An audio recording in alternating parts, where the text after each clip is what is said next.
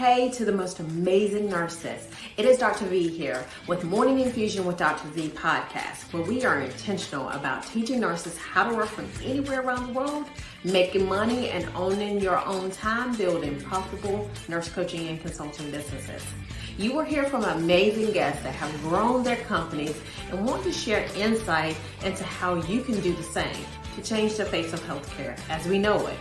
If you want to grow your businesses and leverage your knowledge as a nurse to grow wildly successful businesses at the top, instead of working your way to the top, head on over and join our Millionaire Nurse CEO group on Facebook, where you can ask questions and get updates on our live and virtual events to help you grow your businesses.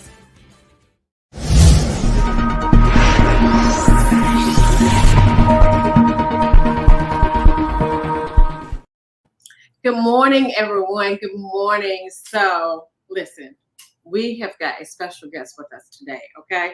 So, let me first, before we even start, if you're on YouTube, I want you to hit the subscribe button. If you're on Apple, I want you to hit the download button. I want you to leave us a review. We want to know how we're doing, right? We want to make sure that everything is going right. Also, if you're on Facebook, why don't you leave us a comment? Like, we want to know how we're doing. We want to make sure that we are delivering to you what you want to be, what you want to have. So today we have an amazing guest, absolutely amazing, Alquincia. And so, Alquincia, tell us who you are in your own words. Thank you. So, yes, my name is Alquincia Selolwane. Most people know me from social media as A Conundrum. I am a serial entrepreneur, right? And I'm one of those who started with the least amount. And so in that journey, I have uncovered so many skills and tools that, I just could not pay for someone else to do. And so in my, trials and tribulations, I have unearthed a lot of skills and a lot of tools that now I don't just use for myself, but I use for other people. But overall, I am also the CEO and founder of the Black Virtual Mall and the Black Virtual Convention Center, as well as the CEO and founder of First Generation App Development Company. And so I also have a mentorship program and a few other things like that, but those are the most notable. I love it. I love it. I love it. Now, it was interesting to me because when we started talking, we were talking about what we were going to basically your overcoming story, because we always want to tell those overcoming stories, because a lot of times what happens is nurses, they struggle with overcoming. And so one of the things that you said to me was you started talking about your overcoming story. So tell me a little bit about what was your overcoming story. And it was a phrase that you said, it was almost like a quote. So tell me what that was. Right. And so when you said, what's your obstacle? I had to really kind of sit with that, because I think myself, probably like a lot of people, we have a lot, right? Depending on what phase of life you caught us in. And so when I thought about the question, I wanted to find the connective tissue, right? What was the thing that was more so ever present and an obstacle that I'm probably still even getting over? And that was the ability to, one, believe that I belonged, actually really taking into consideration that I had skills and I had talents and I actually was worthy. So most importantly, it was getting over telling myself no before others had the opportunity to. And so that was the little voice that was constantly telling me, you don't belong, or no, you can't, you're not ready, you're not fit for this. And I was believing that voice. And so that was causing me to either not take action or take half action, right? Or even sometimes be afraid to, as we talked about, negotiate for things that I was actually entitled to. I absolutely love it, because it is so true. I mean, and it happens across the board. No matter what, right? Telling yourself no before someone else tells you. I mean, the answer is always no if you never ask the question, correct? Yeah. So you decided that you were going to start asking the question. Right. And it came actually because, God is so generous with us. And a lot of times that doubt is based and rooted in maybe things that we've already had actually happen to us. So it's kind of cemented in, or sometimes it's external voices that have told you these things and things that you bared witness to. And so for me, the first experience was I actually started, community college, and I was a high school dropout. I was a teen mom at the time, and I was married. And then, we went that route. So we bought the home, and my ex-husband was military and everything. So I'm 29 now.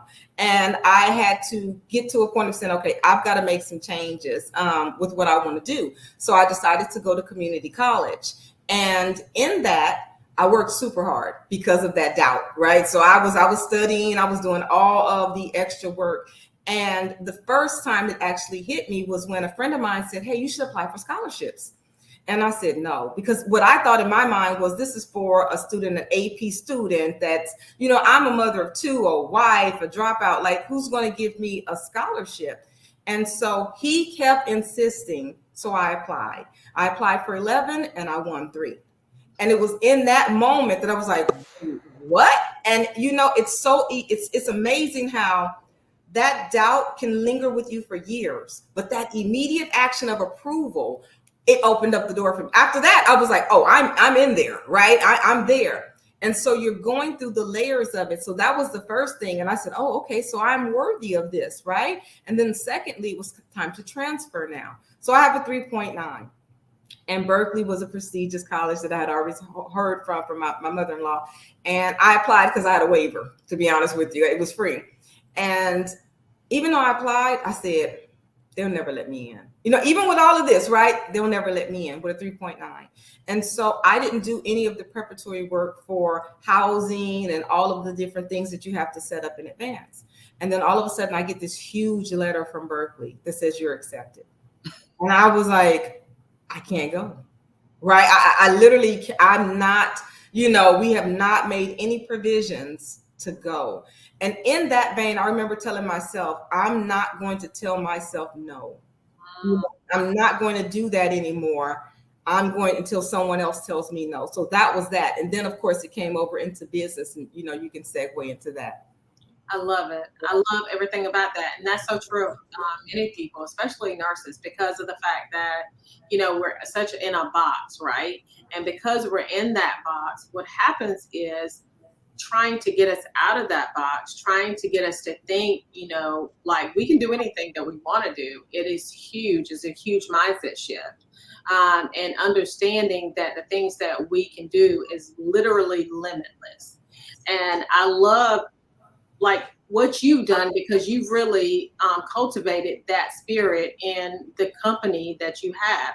So now tell me, you said that you had it's a virtual black mall. Is that what you said? Yes. Okay. Tell me what a virtual black mall is. So the virtual black mall, I am a solutionist. I know it's not a real word, you guys, but I'm putting it into Google. We're gonna make this word work, okay? We're gonna make this stick. So solutionist. And I've always, when I hear problems, I immediately think about solutions. I'm that friend. I'm not that good friend for venting to. I'm that friend that after you vented, I've sorted out everything for you. I'm like, okay, girl, so we leaving, we moving. I got the U-Haul truck. You're like, I just wanted to vent, sis. So that is just how my mind works, right? And so the mall came about. Initially, I was doing an expo. So I was moving into the digital space as an app developer and things like that. So I'm always been into virtual worlds and things like that. But the mall was really a solution for the pandemic. So initially, I was just doing the expo, and that was the story I talked about earlier, where I had to pivot to the mall. And it was because I noticed that during the shutdown, 41% of Black-owned businesses had shuttered and closed. And so me knowing the Black consumer, because I'm already doing strategy, I always platform Black business owners. That's near and dear to my heart. So I've always been a part of that conversation, and I know some of their unique struggles, especially that we're charismatic people, right? We sell good. Like when we've been, you come to anything, we got, and of course, a lot of our things are like tactile. So they taste good, they smell good, and we need that in-person, energy. And so knowing that all of those people are now relegated to a digital format where you just don't have that same connection. And I knew that they were going to struggle with that. So when I thought about it, I said, okay, what can I do instead of just saying, hey, you guys, let me teach you about marketing and social media and SEO? I said, why don't I just take them and do what was tried and true and proven was if I place them in a one-stop shop, they will get the traffic, right? And then they don't have to worry about anything. So it's a complete done for you service. So the Black Virtual Mall, we host, of course, Black owned businesses, or you have to at least be 50% Black owned.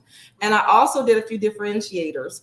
Instead of having a plethora, I'm limited to 600 because I want high visibility and high exclusivity. I want them to be seen. Mm-hmm. And so we have that. Unlike other companies, I don't want to say their name on the thing, but some of the big box companies you go to, like if I ask you, where did you buy that? You'll say, such and such. You won't say the name of the business because it's not branded that way. So at the mall, all of the branding is core centric. It's not just product pictures, it's your brand.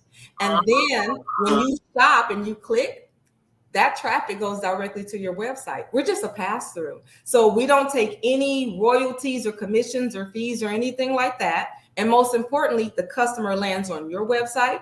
That transaction ends on your website. So you get the traffic and they get to know who you are. So that's the Black Virtual Mall. So how does the Black Virtual Mall make money then? We charge one flat rent fee. So there's just a flat rent fee. So we have kiosks, we have bookstores for $50 a month, kiosks for $100, stores for $150, premium stores for $200, and food court for $125. And we are the only virtual mall, Black or otherwise, that has a food court that really delivers food and a movie theater. That is wild. Mm-hmm. That is wild.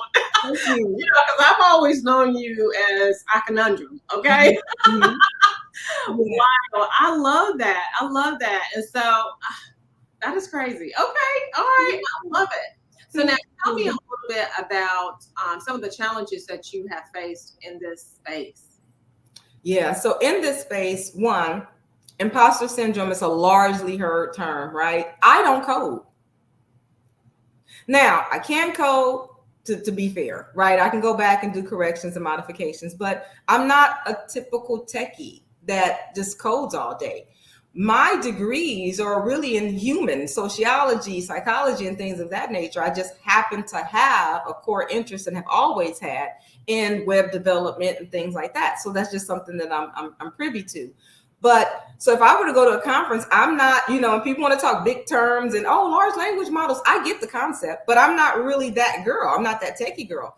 But what I knew and I understood is that tech is just a vehicle. We need to make sure that the human uses it and interacts with it. If it's not friendly for the person, and I see some people and they do and build these monumental tech complicated things that we never use because it's just too complicated, right? So I'm not that techie person, right? That's one. But so getting behind and learning it and rolling my sleeves up, and then also making sure that that other aspect we talked about earlier stops hindering me from overspending. And I think that especially when you are, I won't say as a woman entrepreneur and as a Black woman entrepreneur, we want to be taken seriously.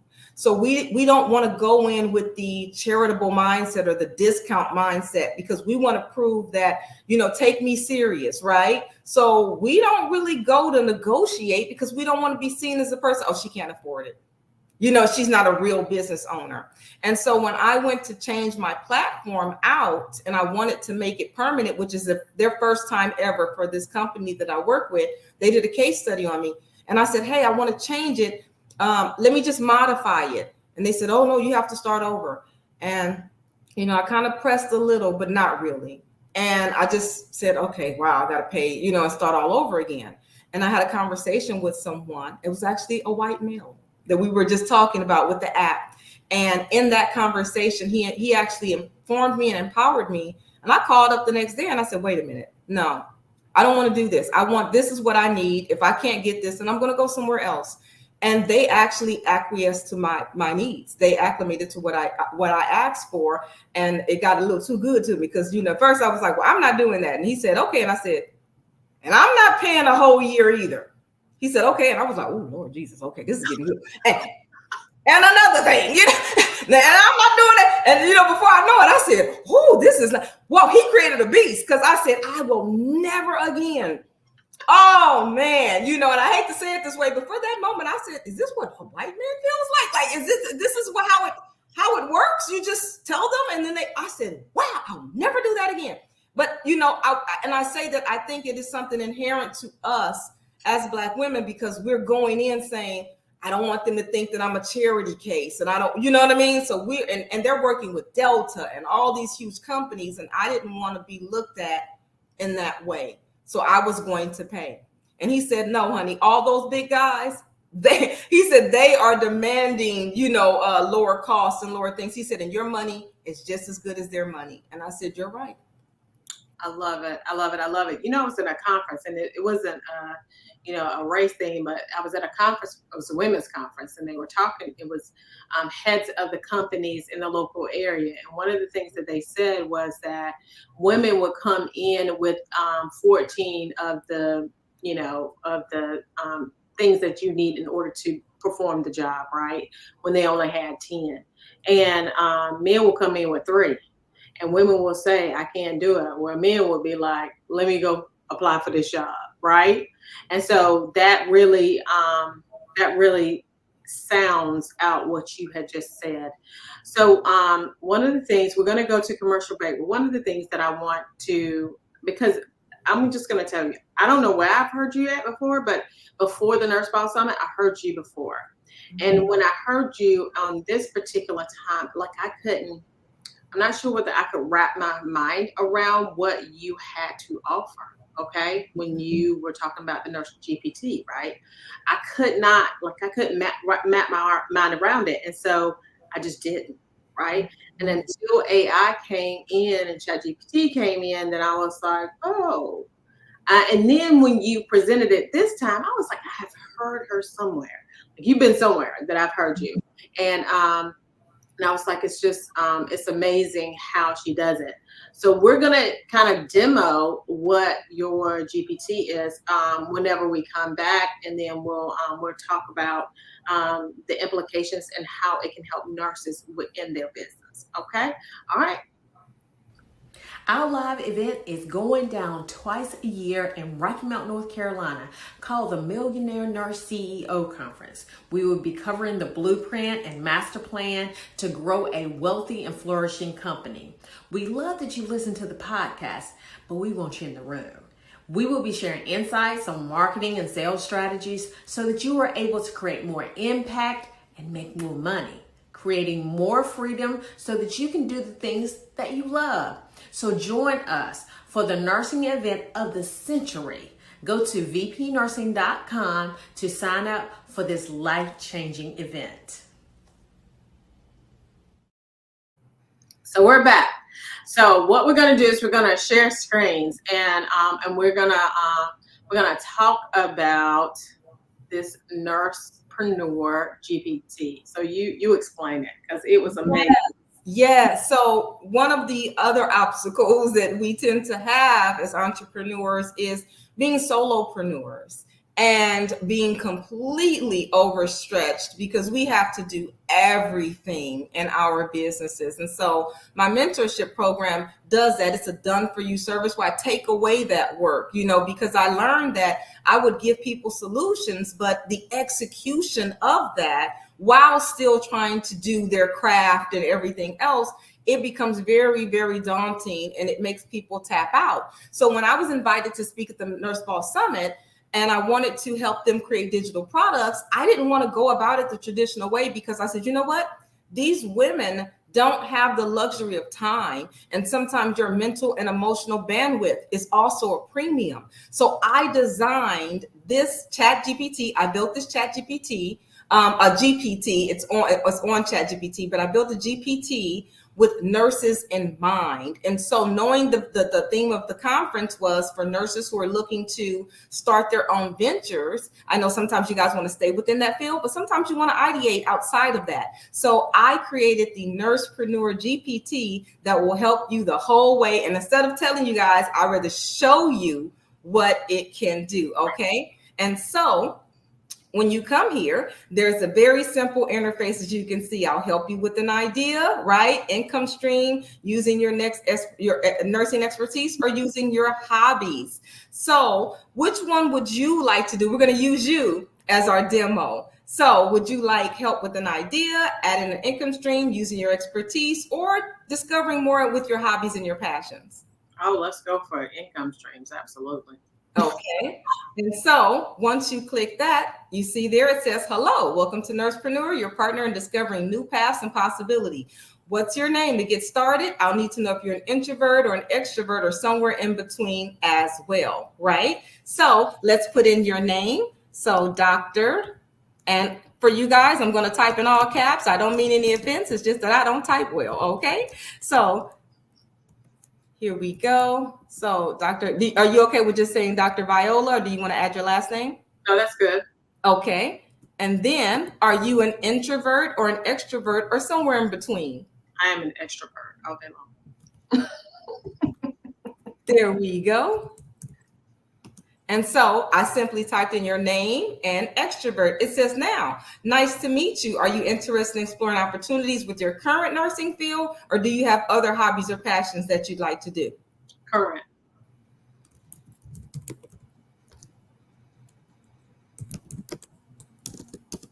So I just said current field. Says that's great. So they're going to leverage your expertise in your current field. Now, it will ask you for your resume, and that's really helpful because the more information you give it, the more that it has. But if it doesn't have your resume, it says, you can just tell us about your skills. So let's include your degree. So I have a doctorate in nursing practice. Okay, so I doctor in nursing practices. Practice. Okay. And also, how many years of experience? 32. Okay, so since we don't have the resume, I'm simply saying that part. Says that's impressive, Dr. Viola. So it's immediately now cultivating and curating things that you can do in opportunities. So the first suggestion is consulting services. The second is teaching and speaking engagements. Third, writing and publishing. Fourth, telehealth services. And 5, developing educational programs. Which one of these options resonates with you, or would you like to explore more ideas? No, I mean, 1, 2, 3, and 5, I already do. Wonderful. Okay, so 1, 2, 3, and 5. Okay, so would you like to do the 4, or would you like to explore more? So no, we're good. We're good with that. Okay, so we'll do 4. Okay, so now we click 4, just that simple, telehealth, and it says services is an excellent choice, especially with the increasing demand for remote healthcare solutions. Your experience and advanced qualifications will make you well positioned to offer that care to patients in a more flexible way. So here's a detailed checklist to get started. So it's the researching and the planning, understanding the regulations, identifying your niche, market analysis, setting up your telehealth practices. So it's going over that, marketing, operational considerations. 5, launching and growing, and then the target audience. Now, this will deep dive and do all of this work for you. So see, would you like additional insights, finding potential mentors, or tips on budgeting for your new adventure? Or you can have it dive into any of these things. But for demo purposes, let's go with the questions that it's asking. Would you like insights on market trends, finding potential mentors, or tips on budgeting for your new venture? Absolutely. All of that. Okay, so we're going to say all of this. We're going to say all of this. Fantastic, right? So it says, okay, let's dive into it. Market trends in telehealth. So now it's telling you about the growing demand, chronic disease management, mental health services, integration and wearable technologies. It's getting into finding mentors and networking. Professions, associations is telling you where to start that. And we can deeper dive into this. Budgeting for your telehealth venture. So it's starting that. And so since we asked for all 3, it's going to give us the overview, and then it'll deep dive into each thing as we do each one, right? Okay. So you see how this is actually laying this all out for you, right? So now what we can do from here in terms of ideating, since we want to start with the market trends, I'm going to suggest that we deeper explore into one of these fields. Would you like to deeper dive into growing demand, chronic disease, mental health, or integrating wearable technology? Integrating wearable technology.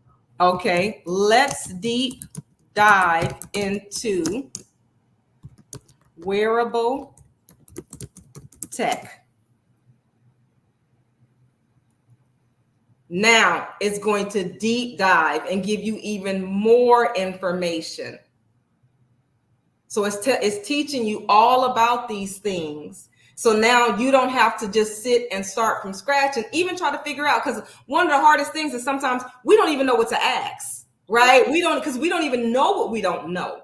And so the way that I created this is for people who don't necessarily know how to use AI. They may not know what to prompt. They may not know what information is available. So I have this created and designed where you don't have to type in all the questions. You see how it's already just deep diving into that research for you. And then it asks you if you want to expand, if you want to know more. So it has provided you with the overview of the wearable technology, the benefits of incorporating it into your practice, implementation steps for it, business opportunities and revenue models, challenges and considerations, and even your target audience. And then you can deep dive into any one of these. So this is actually doing the work for you. And I'll show you something that's even not, watch this. I'd like to host a webinar introducing wearable tech, right? Mm-hmm. I have a lot of typos, you guys, but he works with me, right? Introducing wearable tech. The audience are novice, right? Create the webinar. So watch this. Your webinar title, your objective, your target audience. It's giving you the webinar structure. Look at welcome and introduction of Dr. Viola. Briefly introduce yourself, the agenda, everything. You see? So you don't have to do any of this work. If you want to ideate on a new product, and it will do that with you. So it'll go through all of these steps and it'll actually create it. And that's what I wanted for the nurses. I know that you guys know your stuff. What will take the most time from you guys is actually putting it together, right? Actually ideating it, writing it all out and structuring it. And that's what the Nursepreneur GPT will do for you. So you don't have to do any of that. It'll actually put everything together, and it's trained on the medical field, but it's also trained to go outside of that scope for you guys.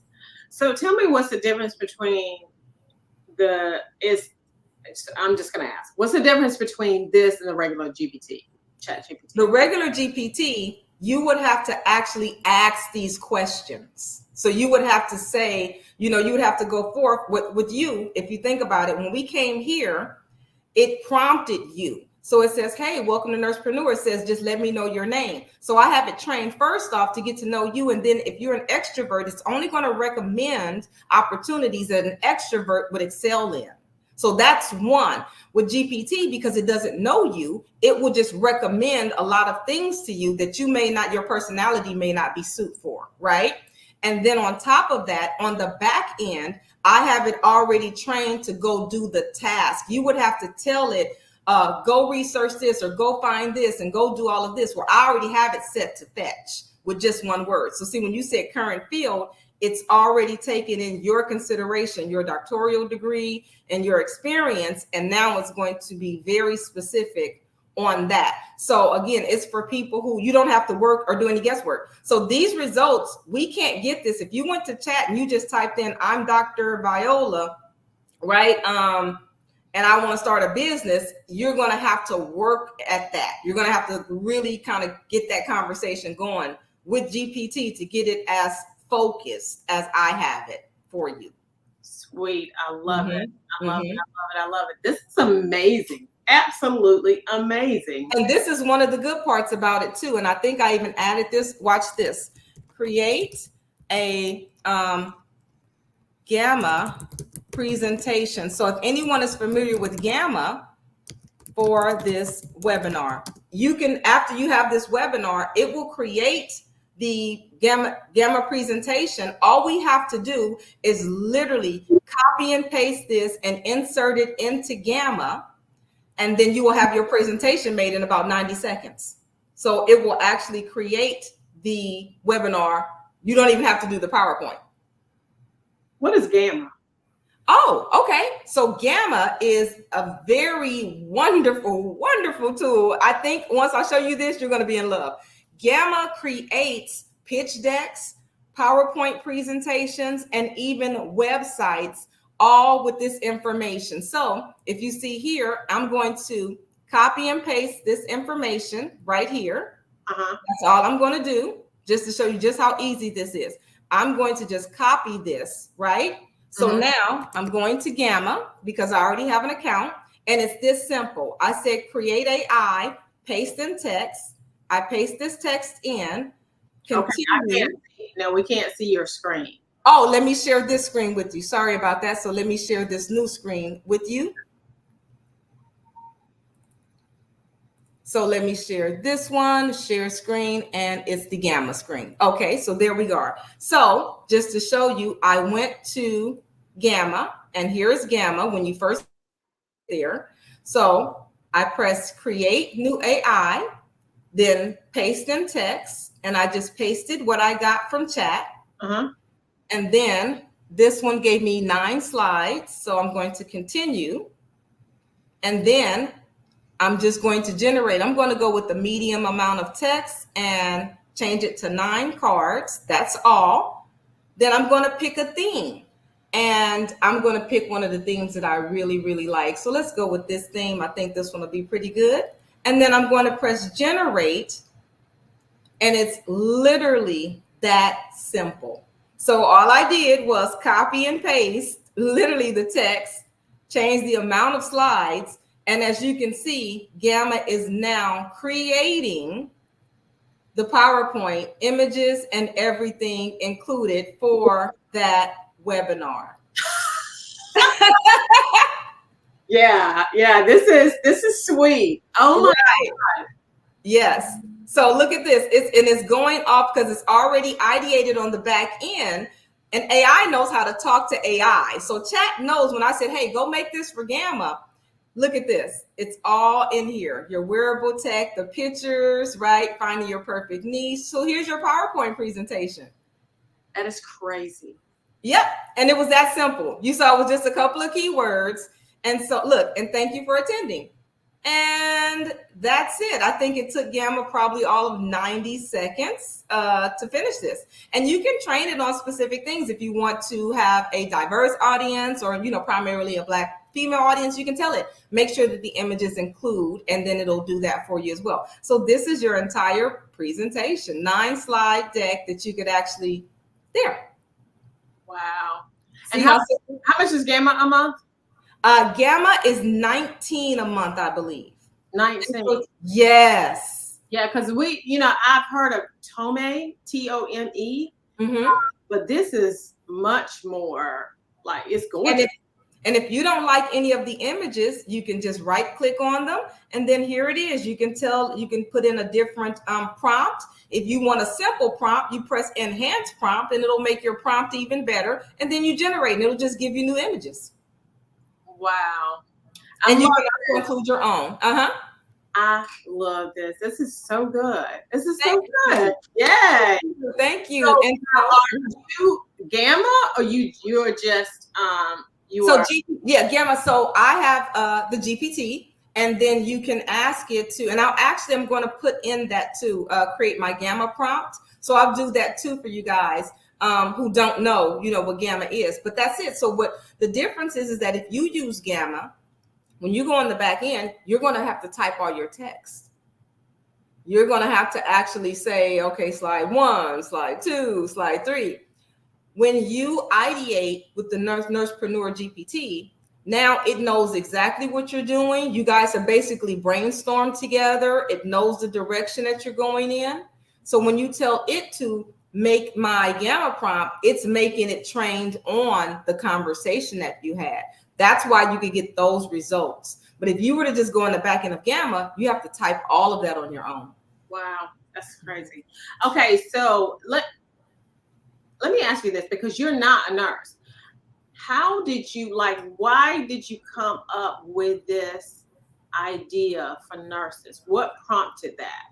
Well, I'm not a nurse, but we've all had, I think, if I would say lucky and sometimes unlucky, you've had to interface with nurses and that. My mother is actually blind. She started going completely blind when I was 9 years old.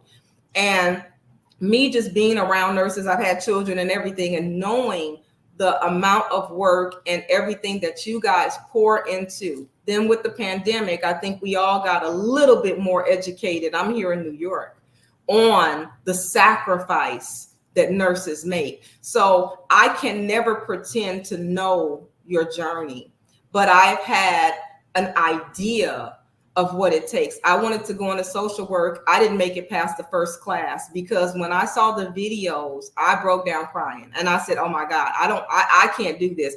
The children will be consoling me. It's okay. I'm like, no, it's not. No, and so I'm only and always ever considered what kind of a toll that people in your field who deal with human tragedy every day have to deal with. And so knowing that is what made me shift my positioning on what I was going to present and gift. And I said, I can't give them just the how. I can tell you how to make a digital product, but then you have to do it. So I said, let me do this and it will do the work for them. You guys already do enough. And that's why I did that. It's crazy. It is. So thank you. That's all I got to say about this. Thank you. Because, and I'm just going to roll this banner, okay? Because I should have been rolling it the whole time. But thank you. Because I love everything about what you have done. Everything. And it's going to help us a great deal from this point forward. So one of the things that we do at the end, so first of all, I'll ask you at the end. We're going to do some rapid fire questions. Are you good with that? Mm-hmm. Okay. So, and I knew you would. So we had a little spicy time before y'all when we got over here. So yeah, she knew. Mm-hmm. So what has been the most rewarding thing about your career as an entrepreneur? It's my strategy calls. It's the strategy calls. When I hear a person who has no idea what to do, how to do, and we end that call and in 30 minutes or maybe sometimes 2-3 hours or 4 hours or whatever it takes, when I have them with this energy where they want to stay on the phone with me because they're just loving where we're going, but they want to get off the phone with me because they're like, I can do this. You literally empowered me. I can do this. That's the most rewarding. It is the tears of saying, thank you. I didn't think I could do this. You know what I mean? I wasn't sure about that. That is ultimately the biggest reward. I love it. Now, tell me, what are you reading now? So right now, I'm listening. Read a whole lot in college, but I have to read. Don't get me wrong, I have to read, but because I'm so myopic and I'm so manic in what I do, it takes a lot of my ocular attention, right? My eyeballs. So I have to take in audibly. Right now, it's the Founders Podcast. So I'm always learning. Like right now, I'm learning, taking in information that's boring as hell to you guys. But it's the Founders Podcast.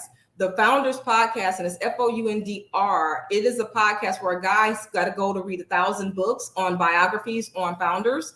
And then he just tells it to us. But because he's read about 360, he's able to refer back to that guy. And he's so in depth that he'll do something like he'll read the Dyson, the guy who made Dyson, he'll read his autobiography. And if Dyson keeps referring to his mentor, he's like, I had to stop. I had to go read the mentor's biography so I could come back and get a better sense of who Dyson was. And he breaks it all down. And I'm realizing about 80% of these founders that we all admire, they came from the harshest and the hardest environments. We think that it was all resources and privilege. No. They're just like us. And I feel empowered. And I also expect hardness now versus why is this so hard or what am I doing? I know now this is part of the territory. I love it. I love it. I love it. Thank you for that. Because I don't think I'd ever heard of that before. So I'm going to go and start listening. It's audible. Yeah, absolutely. So what are some of the biggest lessons that you have learned in business?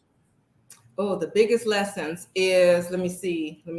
I'm going to give you, I'm trying to think of one that's more universal. I would say that it's not going to be easy. And I know that that's cliche, right? But it's not supposed to be. It's not supposed to be. If you don't know that, you go into it assuming that you're doing something wrong or this or that. What I've also learned is when you get the mistakes early, you have to be grateful because you learn the discounts, the lessons at a discounted rate. Because a lot of mistakes we're going to make, but if we can iron those out early, it won't cost us as much later. So that part is being grateful for that, and that we are amongst a very special group of people. Because to stay in this and to do this for years and years and years, you have to be of a certain tribe. And so I'm very grateful for that as well. I love it. I love it. It's such a pleasure. So who is a leader that is living or dead that you would like to have a conversation with? I would definitely say Jeff Bezos. Jeff Bezos, because Jeff, for him to have that little squirrely idea of the bookstore and then to see something so big and magnanimous, and then I can only imagine the people the resistance that he got, and then to have to run red and tell them we're going to run red, and to have the fortitude, the testicular fortitude to do that. That, and also the person who came up with chicken and waffles. Chicken and waffles. Because chicken and waffles, a lot of times when I talk to people and they're ideating and they're like, well, that doesn't go with that and that doesn't go with that. I said, neither did chicken and waffles, but I just want to talk to the guy. Because could you imagine when he came and said chicken and waffles, somebody was like, chicken and waffles, sir, that is breakfast, that is dinner, what are you talking about? And he was like, we're doing chicken and waffles. Like that takes something. I want to know what was he thinking, and I just want to know how many people told him he was crazy, and he kept going. So I always tell people, do your chicken and waffles. Don't let nobody tell you these two things don't go together. Oh, Lord have mercy. You have made my day. Okay, what is your favorite movie? Oh, I got a lot of them, but the one I would quote the most is The Color Purple. I think that one, and Tropic Thunder. Oh my God, I love Tropic Thunder. That is one of the funniest all-time movies is Tropic Thunder, but I have a lot of funny movies, but definitely Color Purple. Now, how do you what did you say? I said in that cell. Them there right. You did it. That was really good. How do you define success?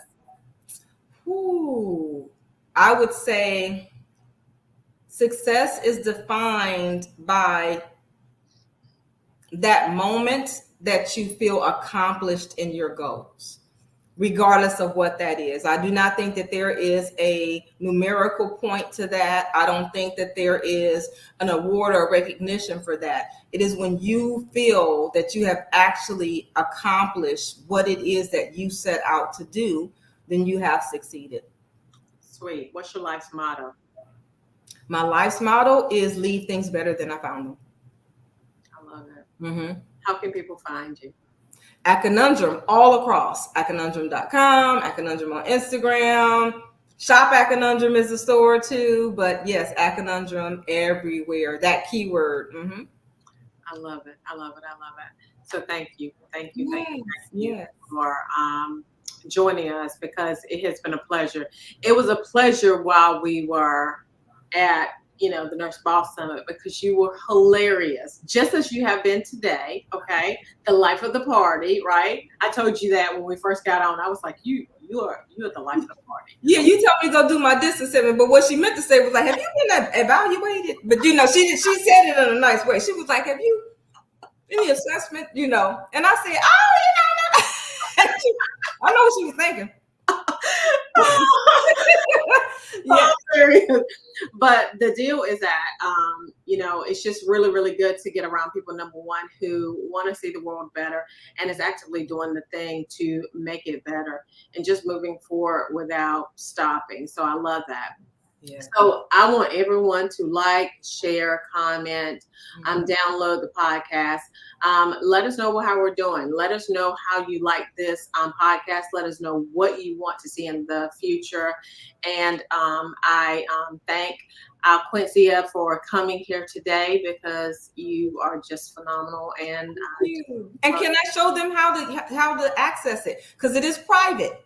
Okay. It's not a public GPT. It's private. So I only gave it to you guys, and then even for here. So I'll share the screen so that they can see where to do it. And it's here. Here we go. Share. So here it is. It's on my Shop at Conundrum site. And you don't just get the access to the GPT. I also give you my webinar, and it teaches you how to create and sell digital products. And it's 2 webinars, because once you create the webinar, once you create your digital product, whatever that is, you do need strategies in order to sell that as well. So I give you that. And then I even give you a resource guide for people who just want to start from scratch and they're like, just give me some ideas. There's an easy one. So if anybody wants to access it now, here is the QR code. You would just scan that and then it would give you access, because this is not something that is widely available. I made it exclusive for the Nurse Ball Summit, and I'm making it exclusive now for this podcast. So it's not something that you can just find on my site. Well, good. Thank you to everybody. Write thank you in the comments, okay? Because you didn't have to do that. I love it. So thank you. And you ladies and gentlemen, have an amazing rest of your day.